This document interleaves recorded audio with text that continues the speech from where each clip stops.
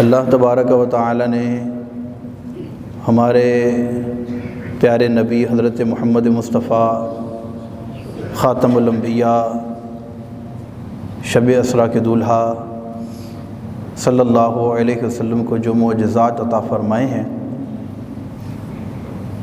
ان میں سب سے بڑا معجزہ جو اس وقت فزیکلی ہمارے پاس موجود بھی ہے، بلکہ اگر ہم یوں کہیں کہ کسی نبی علیہ السلام کا کوئی بھی معجزہ اس طرح اب دنیا میں موجود نہیں ہے جس طرح وہ معجزہ اس وقت دنیا کے اندر موجود ہے، جو اللہ تبارک و تعالی نے ہمارے نبی پاک صلی اللہ علیہ وسلم کے قلب اطہر پر نازل فرمایا۔ میری مراد اللہ تبارک و تعالی جل وعلا کی لا ریب کتاب قرآن پاک ہے۔ اس قرآن پاک کو اللہ تبارک و تعالی نے ہمارے نبی پاک صلی اللہ علیہ وسلم کے مبارک دل پر نازل فرما کر پوری دنیا کو چیلنج دیا کہ وَإِن كُنتُمْ فِي رَيْبٍ مِّمَّا نَزَّلْنَا عَلَىٰ عَبْدِنَا فَأْتُوا بِسُورَةٍ مِّن مِّثْلِهِ وَادْعُوا شُهَدَاءَكُم مِّن دُونِ اللَّهِ إِن كُنتُمْ صَادِقِينَ، کہ تم اگر بہت ہی بڑے دعوے دار ہو تو قرآن کی مثل ایک سورت ہی لے کے آ جاؤ۔ تو اللہ کے علاوہ تم سارے بھی اگر اکٹھے ہو جاؤ تو مل کر بھی اس چیلنج کو تم حاصل نہیں کر سکتے کہ اللہ تبارک و تعالیٰ کے اس کلام کی مثل کوئی ایک صورت بھی لا سکو۔ معجزہ اصل میں کہتے ہیں عاجز کر دینے والی ایسی چیز جو عقل سے ماورا ہو، عقل کے خلاف نہ ہو، عقل سے ماورا چیز کو معجزہ کہتے ہیں۔ جیسے کسی بچے کے سامنے، پہلی کلاس کا بچہ ہے، ہم اس کے سامنے کوئی فزکس، کیمسٹری یا میتھ کا کوئی مشکل سا سوال رکھ دیں تو اس بچے کو کچھ سمجھ نہیں آئے گی۔ ہم اس کو اوپن ہارٹ سرجری کی تھیوری اس بچے کے سامنے رکھ دیں جو 5 سال کا بچہ ہے، پہلی کلاس کا، تو اسے کچھ سمجھ میں نہیں آئے گی، کیونکہ یہ چیز اس کے عقل سے ماورا ہے۔ عقل کے خلاف تو نہیں ہے لیکن عقل سے ماورا ہے۔ تو یہ دنیا اسباب سے ترتیب دی گئی ہے، لیکن کبھی اللہ تبارک و تعالی اسباب کو پیچھے کر کے عقل سے ماورا چیز کوئی اپنے کسی نبی کو عطا فرماتا ہے جو دنیا والوں کو عاجز کر دیتی ہے، دنیا والوں کی عقلیں اس پر حیران ہو جاتی ہیں، تو اسے معجزہ کہتے ہیں۔ اور یہ عقل کے اندر آتا نہیں ہے، عقل اس کو تسلیم کرنے سے انکار کر دیتی ہے۔ تو قرآن ہمارے نبی پاک صلی اللہ علیہ وسلم کا ایک بہت بڑا معجزہ ہے۔ دوسرے نمبر پر بڑا جو معجزہ ہے اس پر بھی انشاءاللہ بات کریں گے، لیکن ہم تھوڑا سا اس حوالے سے بات کرتے ہیں کہ قرآن جو ہے دنیا کے اندر اللہ تبارک و تعالی نے جتنے بھی انبیاء کرام بھیجے ان کو معجزات عطا فرمائے، اور ہر نبی کے دور میں جو جو چیزیں یا جو جو چیلنجز تھے ان سے موافقت رکھنے والا اللہ تبارک و تعالی نے اپنے نبی کو معجزات عطا فرمائے۔ جیسے حضرت موسیٰ کلیم اللہ علی نبینا وعلیہ الصلاۃ والسلام کے دور کے اندر جادو عروج پر تھا، جادوگر تھے، اور ایسے ایسے بڑے جادوگر تھے کہ پوری دنیا کے جادوگروں کا آپس میں مقابلے ہوتے تھے، ایک سے بڑھ کر ایک۔ تو اللہ تبارک و تعالیٰ نے اپنے نبی حضرت موسیٰ علیہ السلام کو جو معجزہ عطا فرمایا وہ یہ تھا کہ سارے کے سارے جادوگر اس کے سامنے چاروں شانے چت ہو گئے۔ اب وہ عصائے موسیٰ تھا، وما تلک بیمینک یا موسیٰ، اے موسیٰ تیرے سیدھے ہاتھ میں کیا ہے؟ قال ہی عصائی، انہوں نے کہا یہ میرا عصا ہے، میری لاٹھی ہے، اتوکأ علیہا واہش بہا علی غنمی ولی فیہا معارب اخری۔ اب اس کی چیزیں، یہ میری لاٹھی خالی لاٹھی نہیں ہے، اس سے میں پتے بھی جھاڑتا ہوں، اس کو زمین پر گاڑتا ہوں، یہ درخت بن جاتا ہے، جب میں اس کو ایسے پانی کے اوپر ڈالتا ہوں تو یہ پل بن جاتا ہے۔ اور اسی عصا کو جب حضرت موسیٰ علیہ السلام نے جادوگروں کے سامنے ڈالا تو یہ بہت بڑا اژدہا بن گیا اور سارے سانپوں کو نگل گیا۔ اچھا، فرعون کے مقابلے میں جب حضرت موسیٰ علیہ السلام گئے تو چونکہ جادو عروج پر تھا، جادو کا دورہ تھا، تو فرعون دنیا بھر کے جادوگر آپ کے مقابلے میں لے کر کے آیا۔ یہ نہیں ہے کہ دنیا بھر کے طبیب آپ کے مقابلے میں لے کے آ گیا ہو، یا دنیا بھر کے کوئی کاریگر آپ کے مقابلے میں لے کے آ گیا ہو، یا کسی اور فن کے ماہرین آپ کے مقابلے میں لے کے آ گیا ہو، نہیں، بلکہ جادوگروں کو لے کے آیا، کیونکہ وہ وقت ہی ایسا تھا۔ تو اس دور کی موافقت سے اللہ تبارک و تعالیٰ نے حضرت موسیٰ علیہ السلام کو اس طرح کے معجزات عطا فرمائے۔ حضرت عیسیٰ علیہ السلام کے دور میں علم طب عروج پر تھا، اور حضرت عیسیٰ علیہ السلام چونکہ یونان کا علاقہ تھا یا یونان کے قریب، تو آپ کو پتہ ہے کہ یونان کی طب ابھی بھی آپ دیکھیں کہ طب جو ہے نا وہ یونانی دواخانہ یا یونان کے حوالے سے طب کو منسوب کیا جاتا ہے۔ تو اس دور کی، اس علاقے کی علم طب بہت زیادہ مشہور تھا، لیکن اس دور کے اندر بھی اگرچہ کہ ان کا علم آسمانوں کو چھوتا تھا، لیکن کیا ایسا ممکن تھا کہ کوئی بچہ اندھا پیدا ہو، اس کی آنکھیں نہ ہوں، مادر ذات اندھا ہو، بلائنڈ ہو، اور وہ اس کا علاج کرے اور اس کی آنکھیں آ جائیں؟ ایسا ممکن نہیں ہے۔ یا کوئی بندہ مر جائے اور وہ اس کا علاج کریں، اس کو کچھ چیز سنگھائیں، اس کا کوئی آپریشن کریں، یا اس کا کچھ دوائی دارو کریں تو وہ زندہ ہو جائے، ایسا ظاہر سی بات ہے ممکن نہیں تھا۔ لیکن اس دور کے اندر حضرت عیسیٰ علیہ السلام کو اللہ تبارک و تعالیٰ نے جو معجزات عطا فرمائے، سارے کے سارے طبیب دیکھتے ہی رہ گئے۔ وہ کیا تھا؟ انی اخلق لکم من الطین کہیئۃ الطیر فانفخ فیہا فیکون طیرا باذن اللہ۔ کہتے ہیں میں مٹی سے پرندے بناتا ہوں، پھر ان مٹی کے پرندوں میں فانفخ فیہا، فانفخ فیہ، میں ان میں پھونک مارتا ہوں، فیکون طیرا باذن اللہ، تو وہ کیا کرتا ہے؟ وہ پرندہ بن کر اڑنا شروع ہو جاتا ہے۔ وَأُبْرِئُ الْأَكْمَحَ وَالْأَبْرَصَ وَأُحْيِي الْمَوْتَى بِإِذْنِ اللہ، میں مادر زاد اندھوں کو انکھیارا کر دیتا ہوں، اور کوڑ، برس اور جزام کے مریضوں کو شفا دے دیتا ہوں۔ وَأُحْيِي الْمَوْتَى بِإِذْنِ اللہ، اور میں مرے ہوئے کو زندہ کر دیتا ہوں اللہ کے اذن سے۔ تو جب یہ منظر دیکھا نا ان طبیبوں نے، تو وہ کیا ہوا؟ بس وہ دیکھتے ہی رہ گئے۔ تو جس دور کے اندر جو کام عروج پر تھا، اللہ تبارک و تعالیٰ نے اپنے نبی کو اسی کے مطابق معجزہ عطا فرمایا۔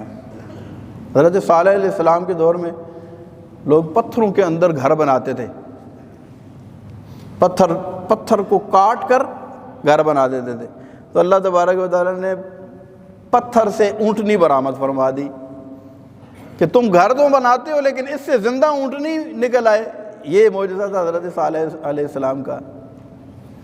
تو ہمارے نبی پاک صلی اللہ علیہ وسلم کے دور میں فصاحت اور بلاغت عروج پر تھی، فصاحت اور بلاغت۔ حال یہ تھا کہ ہر چیز کا انہوں نے نام رکھا ہوا تھا، اور آپ کو پتہ ہے کہ ایک لفظ بڑا کامن ہے، عرب اور عجم۔ کہتے ہیں یار فلاں بندہ عربی ہے اور ہم عجمی ہیں۔ یہ عجم کا مطلب کیا ہے؟ عجم کا مطلب ہوتا ہے گنگا، یعنی ان کو اپنی فصاحت و بلاغت پر اتنا ناز تھا کہ وہ کہتے تھے کہ بولتے تو عربی ہی ہیں، باقی سارے تو گونگے ہیں۔ وہ ہمیں کیا کہتے ہیں؟ ابھی بھی ہم اجمی ہیں۔ اجمی یعنی وہ اجمی اس کا اپوزٹ ہے، اینٹونیم ہے اس کا، کہ کیا ہے؟ وہ بولتے ہیں، ہم کیا ہیں؟ وہ کہتے ہیں بولتا تو عربی ہی بولتا ہے، باقی زبانیں بولنے والے تو سارے گونگے ہیں۔ فصاحت اور بلاغت، میں ایک کتاب میں پڑھ رہا تھا، فرانسیسی جو زبان ہے اس کے 50,000 ورڈز ہیں، اور انگلش زبان کے لگ بھگ 1,00,000 کے قریب ورڈز ہیں سارے۔ اچھا، انگلش کے بارے میں آپ سب لوگ پڑھے لکھے جانتے ہیں، جس انگلش کے پیچھے میں اور آپ بھاگتے ہیں نا، اور جس کو اپنی تعلیم کا معیار سمجھتے ہیں، جس کو اپنی ترقی کا عروج اور معراج سمجھتے ہیں، کہ جس کو انگلش آتی ہو، ہم کہتے ہیں یار یہ بڑا پڑھا لکھا بندہ ہے۔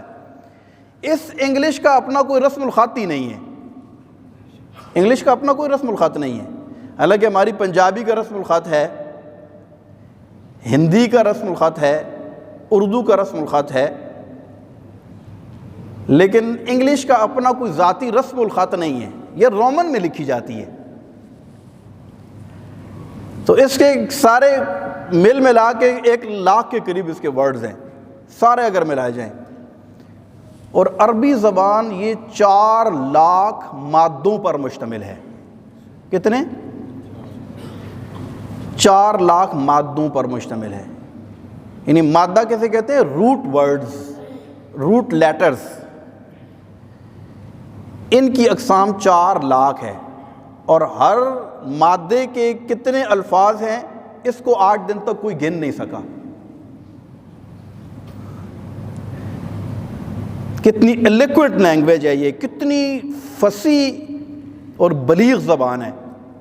ہمارے یہاں بات، اب اس کی مثال میں آپ کو دیتا ہوں۔ جیسے مثال کے طور پر ایک لفظ ہے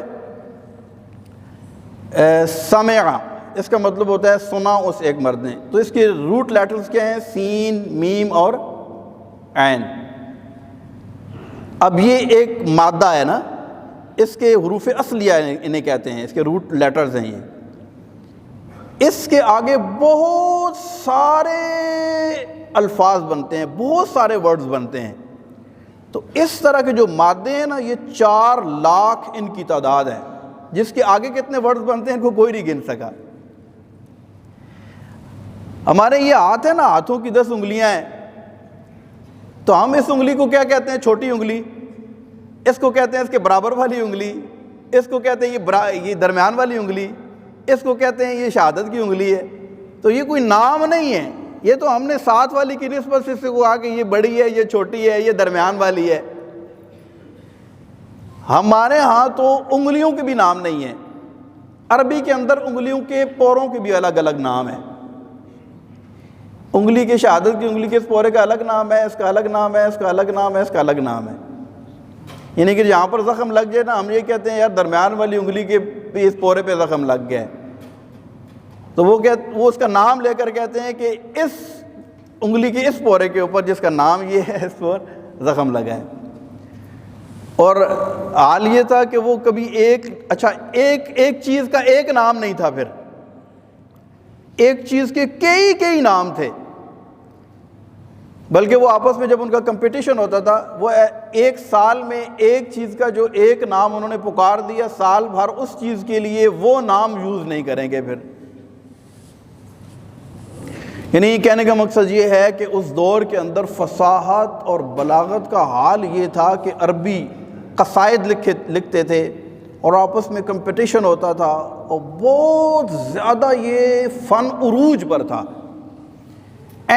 اسی وقت میں اللہ تبارک و تعالی نے اپنے نبی حضرت محمد مصطفیٰ صلی اللہ علیہ وسلم کو قرآن کی صورت میں ایسا معجزہ عطا فرمایا کہ پھر اس پر کہا گیا کہ تیرے آگے یوں ہیں دبے لچے۔ کسی نے بڑی پیاری بات کی کہ تیرے آگے یوں ہیں دبے لچے، فصحاء عرب کے بڑے بڑے، کوئی جانے منہ میں زبان نہیں بلکہ جسم میں جان نہیں۔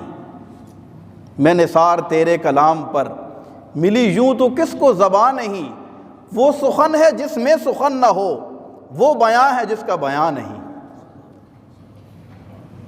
تو ایسا کلام عطا فرمایا اور پھر چیلنج کر دیا، فَأْتُوا بِسُورَةٍ مِّن مِّثْلِهِ، اگر بڑے فصیح و بلیغ ہو تم تو لے کر کے آؤ اس کے مقابلے میں۔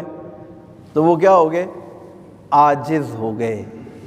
یہی قرآن پاک کی صداقت کی بہت بڑی دلیل ہے، اور قیامت تک اس چیلنج کو، اگر یہ ان کے لیے ممکن ہوتا کہ کوئی صورت بنا کے لے آتے تو پھر بدر میں تلواریں کیوں لے کے آتے؟ وہ صورت ہی بنا کے لے آتے نا۔ احد کے اندر کیوں وہ جنگ کرتے، لڑتے؟ حنین کے اندر کیوں گردنیں کاٹی جاتی؟ ایک سادہ سا حل تھا، قرآن کی مثل صورت لے آتے، بات ختم ہو جاتی، لیکن نہیں لے کے آئے اور نہ لے کے آ سکتے ہیں۔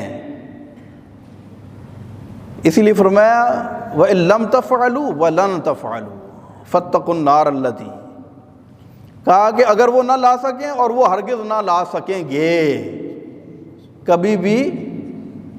اچھا یہ قرآن ہے نا، یہ قرآن،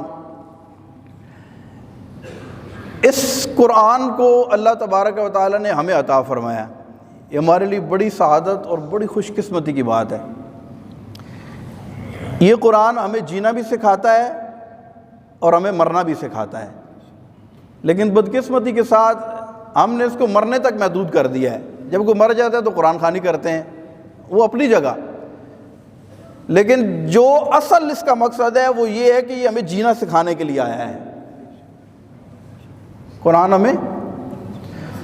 اور چونکہ یہ ہمارے دین کی صداقت کی بہت بڑی دلیل ہے تو ظاہر سی بات ہے اس کے ساتھ ہمارا ایمان وابستہ ہے، اس کے ایک ایک حرف پر ایمان لانا ہمارا ایمان ہے اور ہمارے ایمان کی ضرورت ہے، اور اگر ہم اس کے ایک حرف کا بھی انکار کرتے ہیں تو ظاہر سی بات ہے کہ ہمارا ایمان ہی ضائع ہو جاتا ہے۔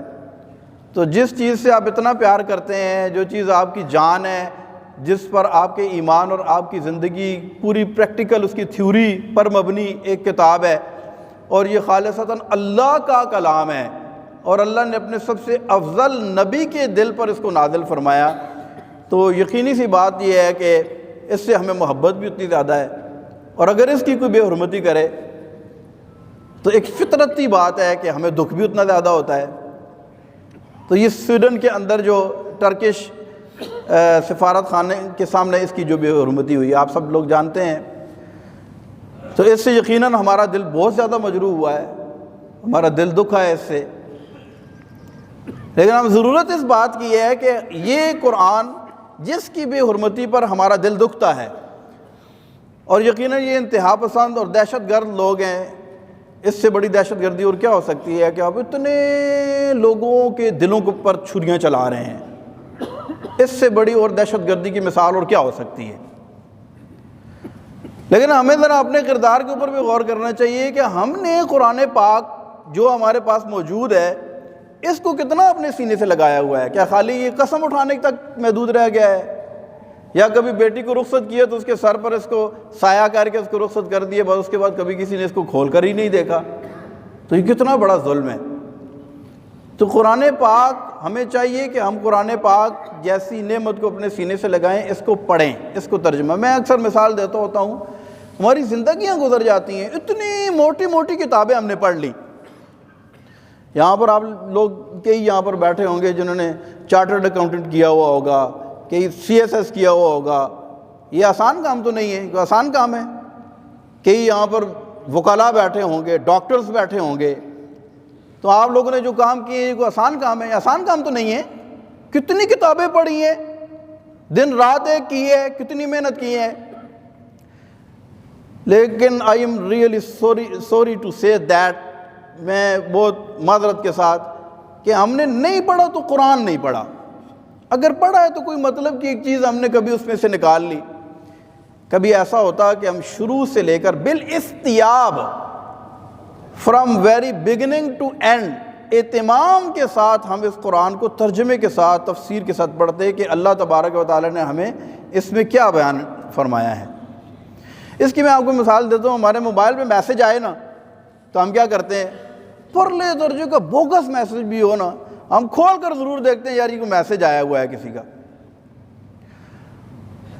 اور اگر مثال کے طور پر کسی ایسی زبان کے اندر ہمیں کوئی خط موصول ہو گھر میں جو زبان ہمیں نہیں آتی ہے، جیسے چائنیز کے اندر کوئی خط ہمیں گھر میں آ کر دے جائے، تو ہم کیا کریں گے؟ اس کو کھولیں گے، ہمیں سمجھ تو آتی نہیں ہے تو ہم اس کو نیٹ پہ سرچ کریں گے، پھر بھی نہ سمجھ آیا تو ہم کسی ایسے بندے کے پاس جائیں گے جس کو چائنیز آتی ہے، ہم اس کو جا کر کہیں گے یار یہ پڑھ کے ذرا سنانا، میرے گھر میں آیا ہے، میرے ایڈریس کے اوپر آیا ہے، اس میں لکھا ہوا کیا ہے؟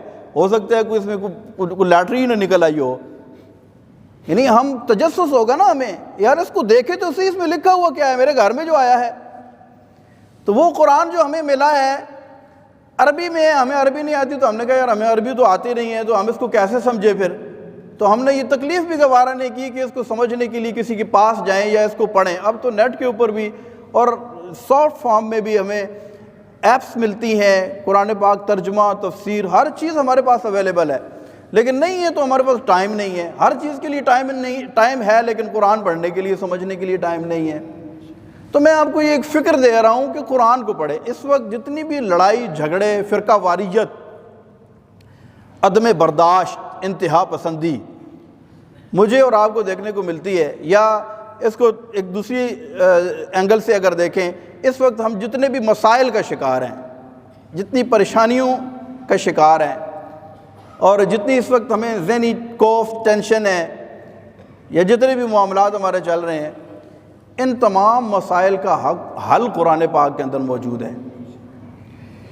اگر ہم قرآن پاک پڑھنے لگ جائیں، اس کی برکتیں ہی اتنی ہیں کہ ہماری ساری پریشانیاں دور ہو جائیں. تو ہم سب نیت کرتے ہیں کہ انشاءاللہ قرآن پڑھیں گے. آگے رمضان آ رہا ہے، اس میں تراویح کے اندر بھی قرآن پاک کی تلاوت ہوتی ہے. تو قرآن پاک کو، بلکہ میں تو یہ کہتا ہوں کہ ہم انڈیویجولی، انفرادی طور پر اگر ہم یہ کہیں کہ وہ جی ہمارے قرآن کو نظر آتش کر دیا گیا، ہمارا بڑا دل دکھا ہے، ہمارے بہت زیادہ ہم پریشان ہیں، جی ہمارے ساتھ یہ کیا ہوا ہے، تو کیا کریں پھر ہم؟